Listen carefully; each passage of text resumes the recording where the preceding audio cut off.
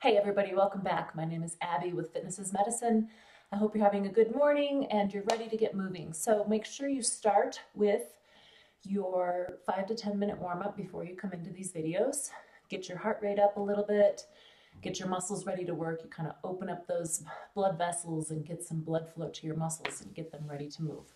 Okay, so today we're just going to use a pair of dumbbells and that's it. So we're going to do some lateral raises, so probably a little bit lighter on the dumbbells. And that is all you're going to need besides your body weight for today. Okay, we're going to start with some push-ups. And I know one of the really hard things for people with push-ups is wrist pain. And I do have some tools in my gym that I use for people. But a really easy trick is to use a set of dumbbells. So I think I've talked about this before, but I wanted to go over it again. So if you put your hands on your set of dumbbells, then your wrists aren't in that compromised position like this. So especially if you have your hands all the way extended, your fingers, it can put a lot of pressure on your wrists here. So it's good to do some wrist strengthening, but for doing things like push-ups and things when you're on your hands and knees, it's good to do, you can use a set of dumbbells so that you can keep your wrists straight. So I'm going to use the same set of dumbbells that I'm going to use for my lateral raises.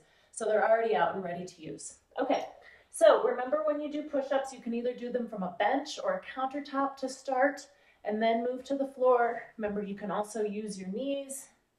But if you're ready to take the next step, try a couple from your toes. All right, ready? We're going to do 10. And the other thing is with your dumbbells, you can position them any way you like. Keep your head from dipping, lower with your chest.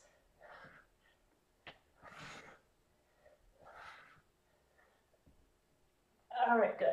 Okay, so what I mean is you can position them this way or this way, whatever feels best for your wrists and your hands. You don't have to have them completely straight.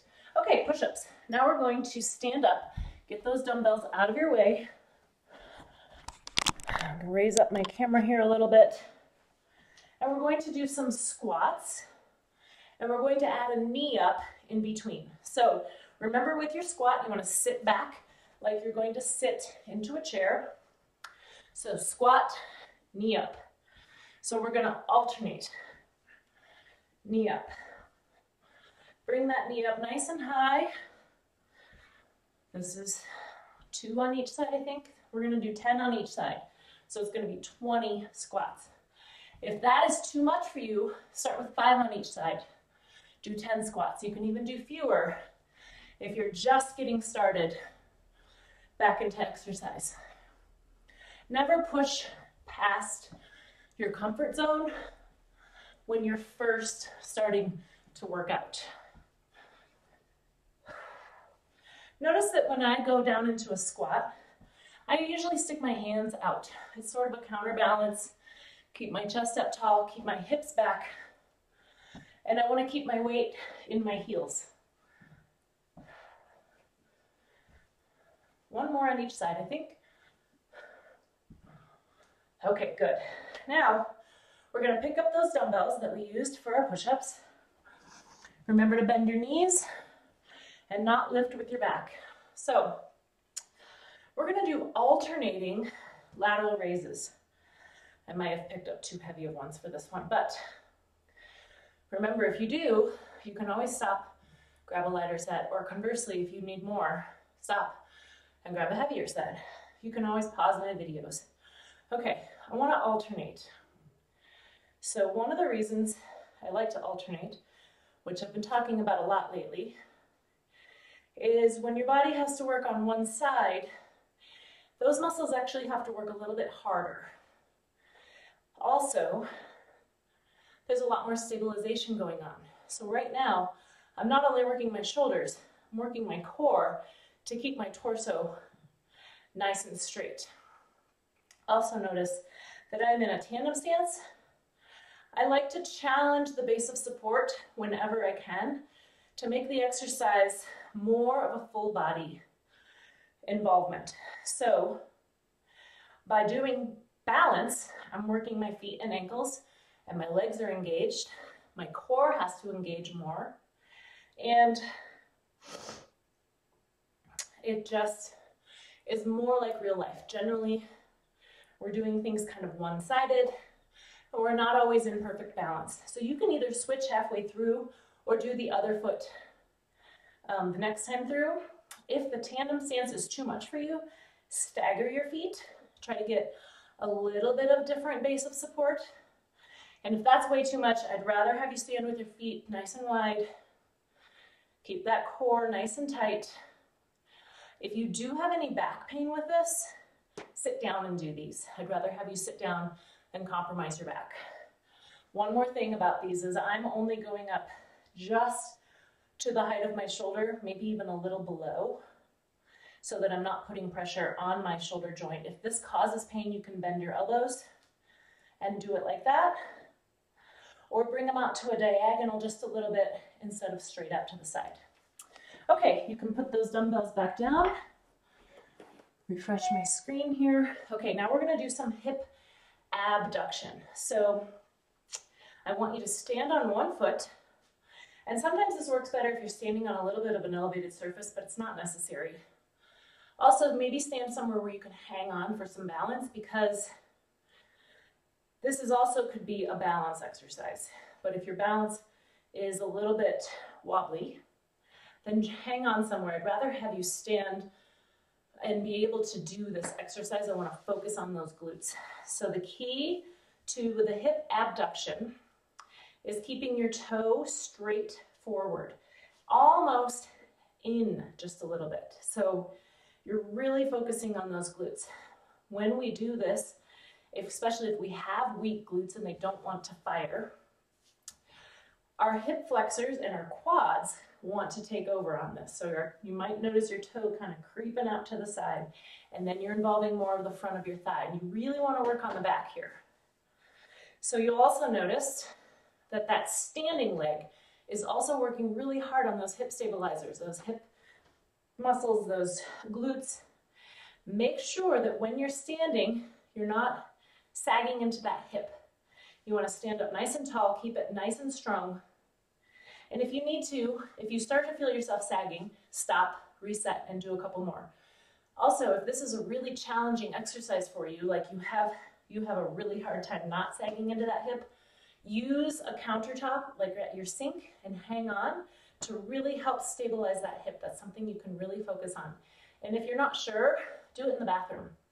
Do it at your bathroom sink, and you can watch your hips in that mirror and make sure that you're not sagging into that hip.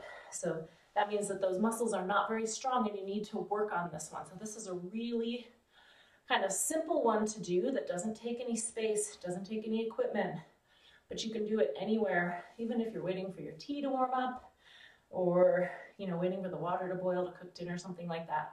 This is a really good one to do, both for that working leg and that standing leg.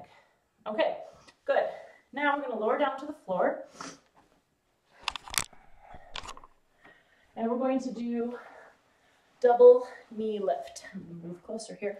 So on your back, you want to press your back into the floor, your knees bent, feet flat on the floor. You can put your hands down beside your hips. You're going to lift your knees towards your nose. Obviously, I don't want you to lift them all the way towards your nose, and then slowly lower back down without setting them all the way to the floor. So think about pressing that back into the floor, holding that, and slowly dropping those knees. Notice that I'm keeping my knees bent here. This is a really important thing, especially if you have any back pain. You don't want to straighten your knees here. Nice and slow, not quite to the floor. And that is the hard part of the exercise, right when you're right here, especially to maintain that flat back. So if you find yourself arching up when you get here, stop, flatten your back, really focus on engaging those abs, and then start over. And if you can only do one or two without your back arching, stop each time, reset, and try again, because I don't want to add any pressure to your back. This is actually a really safe position for your back, especially if you focus on that flat back into the floor. So try for 10. Remember, if you need to reposition every couple repetitions, that's okay. Remember to breathe. Okay, good. So that's a really good ab exercise, again, that you can do anywhere. It doesn't take much space, and it's something you can work on, especially that flat back, getting that posterior pelvic tilt to protect your back and really engage those muscles. Okay, now we're going to stand back up, and we're going to do some slow marches, but I want you to put your hands over your head, and we're going to slowly march and touch your knee. Now, slow is the key here. We're doing a little bit more balance and getting that cross your body here, engaging your brain a little bit. If this feels really challenging to you and you're not able to do this, remember, always do these next to a countertop or a railing or something sturdy, even like the back of a kitchen chair, if you have the back of a chair here, so that you can grab on if you need to. If putting your hands over your head and doing this is too much, just do the marches. You can also put them here, because putting your hands over your head extends your center of gravity. So if it's too much doing your hands over your head, you can start here. And if that's too much, just do the marches as slowly as you can. Also, remember, you want to keep those hips stable. So step up, hold them stable. If you find that when you step up, your hip goes like this, that's where you should start. Hang on to that counter and really focus on keeping that hip stable, just like with that hip abduction. So we're getting some good hip stabilization in here today. Nice and slow. The slower you can do it, the better. If you're finding this is really easy, close your eyes. I have to give all levels because I've got lots of different people doing this. But closing your eyes when you're doing balance adds quite a bit of challenge. So don't close your eyes unless you're next to something, you're ready to hang on, you're in a wide space, and make sure that the highest level of what we're doing is not that challenging for you before you close your eyes on any of these types of things. Okay, good. Now we're going to end with some side reaches. So spread your feet nice and wide apart, and I want you to reach like you're reaching towards the corners of the room. So this is just a good range of motion, getting that twist in your torso a little bit. Many times throughout our day, we're right here, we're doing this, we're working at the computer, we're driving, we're looking at our phone. Bring those shoulders back and just move side to side, reach. This is a really good one to do if you're sitting at your computer for a long time, or if you're watching a movie. You can stand up and do this during a commercial. It just feels good to stretch and move and get that blood flowing a little bit more side to side. Notice I'm kind of lunging just a little bit side to side, not really lunging, but shifting my weight to either foot. I've got my feet really wide, and I'm just shifting my weight as I reach side to side. And you can do as many of these as you like, as long as they feel good. All right, good. Okay, I hope you can find some useful things in here. Go ahead and repeat these 1 to 2 more times. If you want to get a really great workout, repeat them 2 to 3 times total. Maybe do 5 to 10 minutes of cardio in between. I like to do a big hike or run before I do my strength training. And then when I do my strength training, sometimes I just repeat it through, or add a little bit of cardio in between each set to make sure you're keeping your heart rate up and getting a really great workout. Okay, thank you everybody. Make sure you subscribe to my channel, like my videos, give me any feedback that you would like. You can private message me with any suggestions or any alterations that you might need in some of the exercises. Thanks everybody.